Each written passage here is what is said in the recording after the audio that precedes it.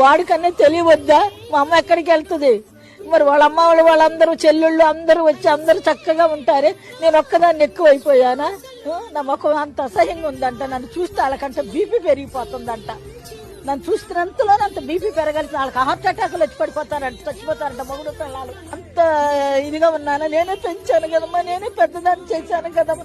తిన్నామో తినలేదు, నేను పాలిస్తే పెద్ద అయ్యాడు, నా పొట్టలో వస్తే పెద్ద అయ్యాడు, నా బ్లడ్ లోనే ఆడు బ్లడ్ తీసేయగలడా? నా బ్లడ్ బయటికి లాగలడా?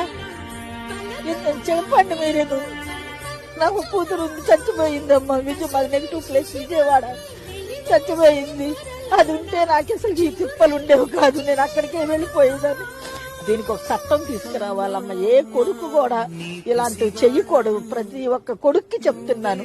దీని వెనకాల వాళ్ళ భార్యలు వాళ్ళ అమ్మలే ఉన్నారు. భార్య చెప్పుకోవాలిగా, మా అమ్మ ఒక్కడే ఉంది, మా అమ్మకి ఎవరు లేరు. మా అమ్మ తప్పిస్తే నాకు మా అమ్మే ఉంది కాబట్టి మా అమ్మ నా దగ్గరే ఉంటుందని చెప్పు.